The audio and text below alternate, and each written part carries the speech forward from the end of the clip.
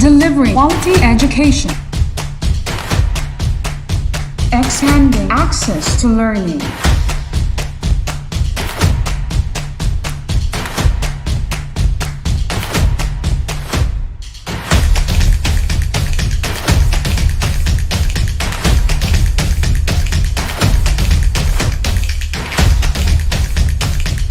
The official TV-based instruction of Tagum City.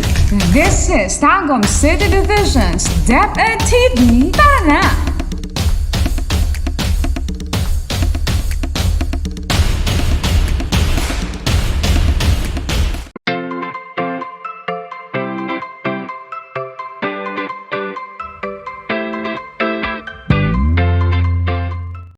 Magandang buhay para sa ating mga ginigiliw na mag-aaral. Managot ko kayong binabati sapagkat napagtagumpayan ninyo ang pagsagot sa module sa ikalawang markahan. At ngayon, susubok na naman muli sa ikatlong markahan.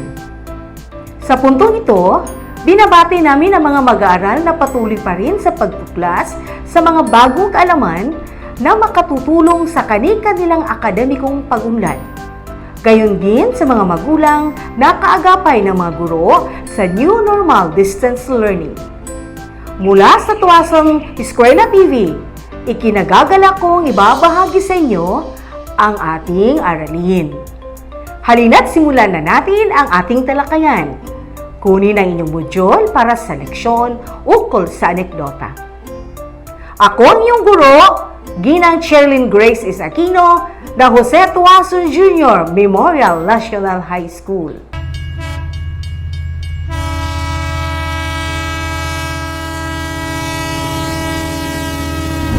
Bago natin umpisahan ang talakayan, alamin muna natin ang ating mga layunin. Pagkatapos ng leksyon ito, inaasahang una, nahihinuha ang damdamin ng sumulat ng napakinggang anekdota. Pangalawa, nasusuri ang binasang anekdota batay sa paksa, tauhan, tagpuan, motibo ng author, at paraan ng pagsulat.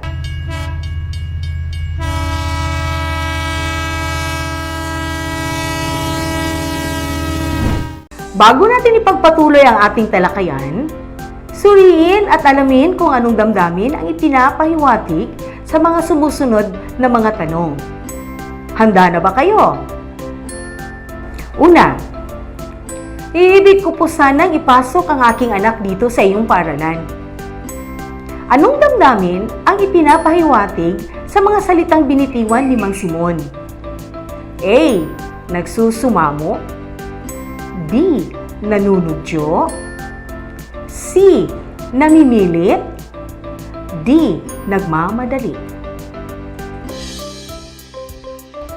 Pangalawa, aba opo, maaga pa natugon ng punong guro. Maaaring ang lalong pinakamaikling kurso ang kanyang kunin. Yan ay batay sa kung ano ang gusto ninyong kalabasan niya. Kung ang nais ninyo ay magpatubo ng isang mayabong na punong akasya, gugugol kayo ng puong taon. Subalit, ang kakailanganin ninyo ay ilang buwan lamang upang makapaghalaman kayo ng isang kalabasa. Ang pahayag ay nagpapakita ng A. Pag-aalala. B. Pagkabigla. C. Panghinayang. D. Pagkabagot. Meron lang kayong 5 segundo sa pagsagot ito. Kung marinig na ninyo ang tunog na to, ibig sabihin, tapos na kayo sa pagsagot.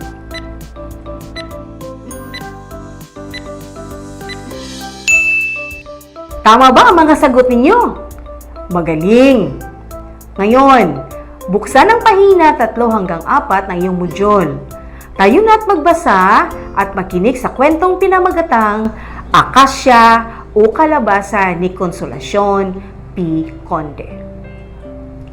Hindi maikakaila na kung malaki ang puhunan, ay maaaring tumubo rin iyon ng malaki kaysa maliit ang naturan. Gayon din ang paghahanda at pagpupunyagi ng tao na pinamumuhunan ng puong-puong taon sa pag-aaral at pagpapakasakit. Karaniwan ng may mataas na pinag-aralan ay maamo ang kapalaran.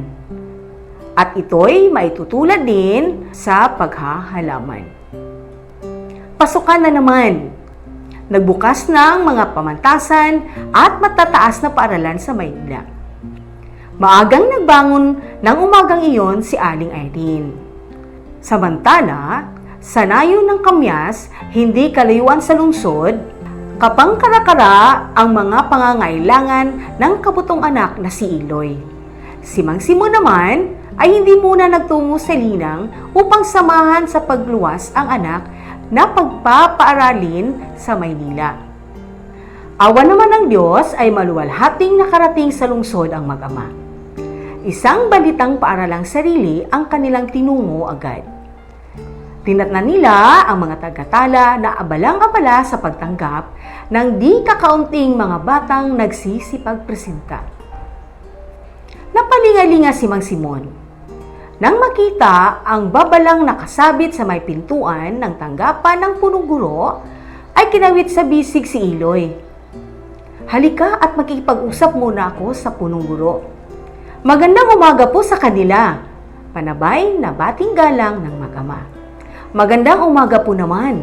Tugon ng punong guro na agad namang nagtindig sa nakakaupo at nag-alok ng upuan. Ano po ang may paglilingkod ko sa kanila? Ibig ko po sanang ipasok ang aking anak dito sa inyong paaralan. Opo. Sa ano po namang baitang? Usisa ng punong guro. Katatapos pa po lamang niya ng elementarya sa aming nayon noong nakaraang Marso. Paliwanag ni Mang Simon. Ay kung gayon po'y, sa unang taon ng high school. Ano po?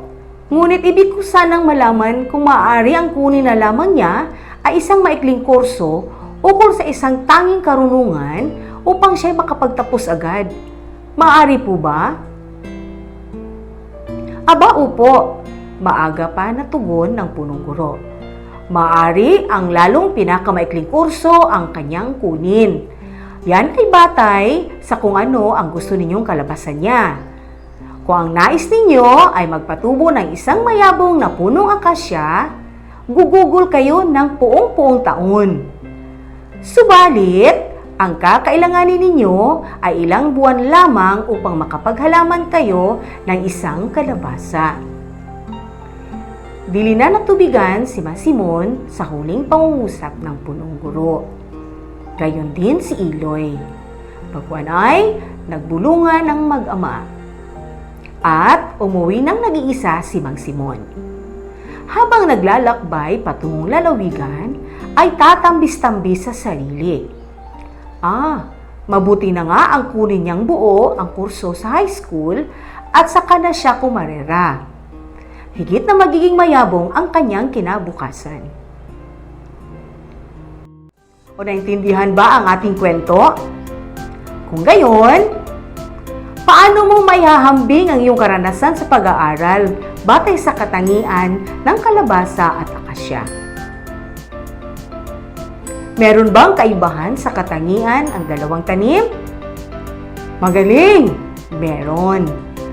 Ang kalabasa ay isang uri ng tanim na maikli ang kanyang buhay. Samantalang, ang akasya ay nabubuhay sa matagal na panahon.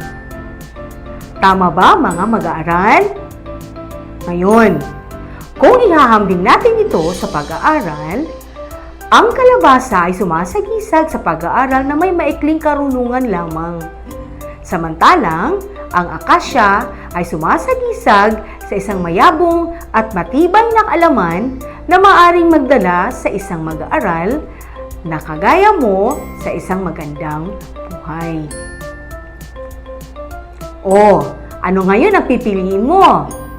Magtanim ng kalabasa o mag-aral ng may maikling karunungan lamang na maaring mababa rin ang magiging sahod o maging mahirap ang trabahong gagawin mo? Kahit sa mga promosyon, maaring nasa huli ka. O magtanim ng akasya nagugugol ng buong taon, pero magiging sigurado ang daloy ng iyong buhay. At siguradong magkakaroon ng magandang buhay dahil sa maganda ang iyong trabaho. Sana na ikintal sa iyong isipan ang mga magagandang bagay na narinig ninyo ngayon. Binabati kita sa iyong magagandang sagot. Mahusay! Ngayon, ipagpatuloy natin ang ating paglalakbay. Ihanda ang isipan at maging ang maayos na pagkakaupo dahil basahin natin ang akdang mula Nasruddin. Sa tulong ng mga impormasyon na iyong nalaman tungkol sa anekdota, naniniwala ako na nadagdagan ang iyong kaalaman sa pag-unawa sa aralin. Ngayon, tunghayan mo ang sumusunod na bahagi ng anekdota kung saan magpunta si Mola ay naroon ang tawanan. Dalubhasang pilosopo at tagapagpayo siya ng mga hari sa kanilang lugar. Nagsimula ang kanyang mga kwento sa Persia. Naniniwala ang Sufis na ang pagpapatawa ay nagdudulot ng kasiyahan sa bawat tao. Isinilang siya sa bayan ng Eskişehir. Dakilang guro sa pagpapatawa na siyang naging bihikulo ng mga manunulat para sa pagbuo ng kaisipan at paniniwala na di makakasakit, subalit nakapagbibigay sigla sa mambabasa. Iyong alamin kung paano naiba ang anekdota ng Persia sa iba pang mga kauri nito. Halina't pakinggan ang kwento. Mula Nasruddin, halaw sa pagsasalin ni Roderick P. Orgelius. Naimbitahan si Mula Nasruddin mula noon magpahanggang ngayon na magbigay ng isang talumpati sa harap ng maraming tao. Sa pagsisimula niya, nagtanong siya, "Alam ba ninyo ang aking sasabihin?" Sumagot ang mga nakikinig, "Hindi." Kung kaya't, kanyang sinabi, "Wala akong panahong magsalita sa mga taong hindi alam ang aking sasabihin." At siya ay umalis. Napahiya ang mga tao. Inanyayahan siyang muli upang magsalita kinabukasan. Nang muli niyang tanungin ang mga tao ng katulad ng katanungan, sumagot sila ng oo. Sumagot si Mula Nasruddin, "Kung alam na pala ninyo ang aking sasabihin, hindi ko nasasayangin ang marami ninyong oras." Muli siyang umalis. Ang mga tao ay nalito at nataranta sa kanyang naging sagot. Sinubukan nilang muli na anyayahan si Mula Nasruddin upang magbigay ng pahayag at muli siyang nagtanong, "Alam ba ninyo ang aking sasabihin?" Handa na ang mga tao sa kanilang isasagot. Ang kalahati ay nagsabi ng hindi at ang kalahati sumagot ng oo. Kung kaya't muling nagsalita si Mula Nasruddin, "Ang kalahati ay alam ang aking sasabihin, kaya't kayo ang magsasabi sa kalahati na di alam ang aking sasabihin." At siya ay lumisan. Ngayon, suriin natin ang mahalagang bahagi ng anekdotang Mula Nasruddin. Isulat sa inyong kwaderno ang mga sumusunod na bahagi. Pamagat ng kwento. Ano ang panimula? Tauhan, tagpuan, tunggalian, kasukdulan, kakalasan at wakas nito. Sagutin ang gawain ito sa loob ng 10 segundo. Kung marinig na ninyo ang tunog na to, ibig sabihin, tapos na kayo sa pagsagot.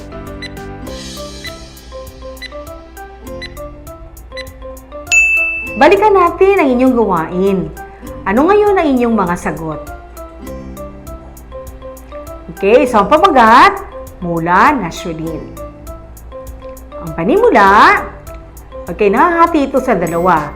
Tagpuan, lugar sa Persia, kasalukuyang tinatawag na Iran.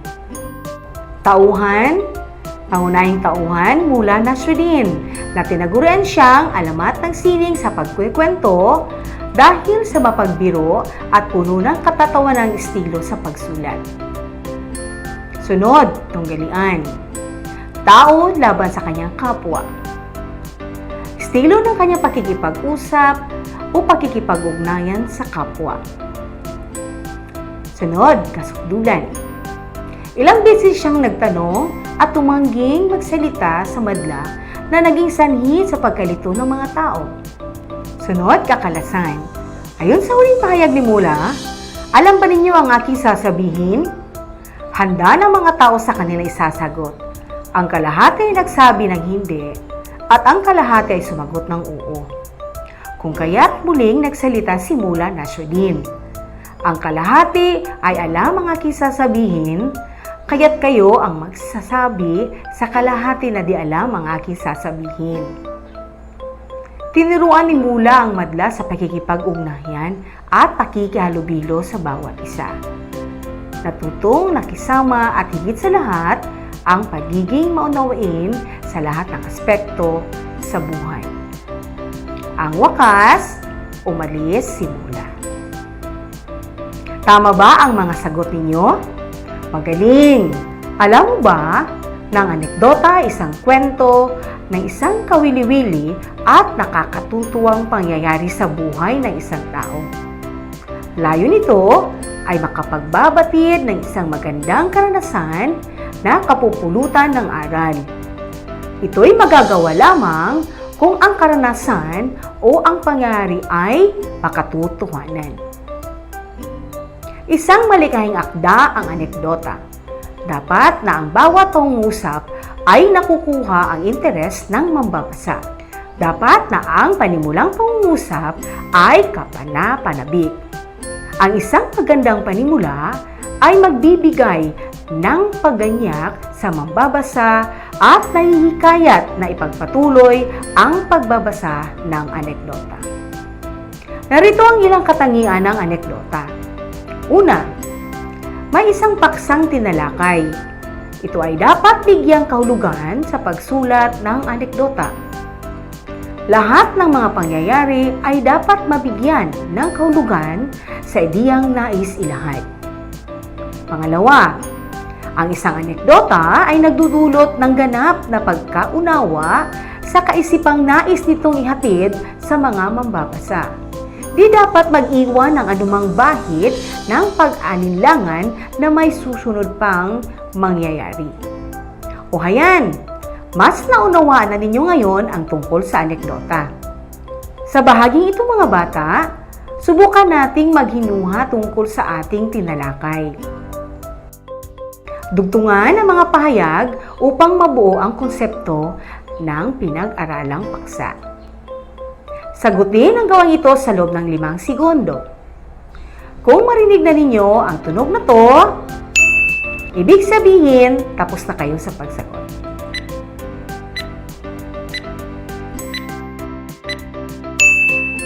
Balikan natin ang inyong gawain. So, ang anekdota ay isang kwento ng isang nakawiwili at nakatutuwang pangyayari sa buhay ng isang tao.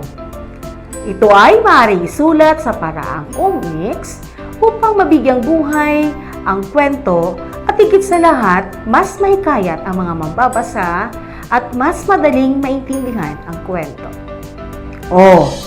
Ano ngayon ang inyong mga sagot sa pahayag na inilahad tungkol sa anekdota? Maaaring iba rin ang iyong sagot basta may kaugnayan sa tamang kahulugan na binasa natin kanina tungkol sa anekdota. So napakagaling! Patunay na may natutunan kayo sa ating aralin. O hayan, sana nakatulong ang mga pagsasanay para sa inaasahang pagganap sa katapusan ng ating leksyon. Pagtibayin nating muli ang iyong natutuhan sa katatapos nating aralin. Huwag kalimutang linangin ang kasanayang pangwika na karugtong ng module na ito. Pag-aralan ng mga salitang nilalapian sa pahinang 8. Ito ay ukol sa iba't ibang anyo at kahulugan sa pamamagitan ng iba't ibang panlapi. Hanggang sa susunod na talakayan, ako ang inyong gurong pang-telebisyon, Cherilyn Gracie Aquino, mula sa Osituason Junior Memorial National High School para sa ikasampung baitang ng Filipino. Paalam!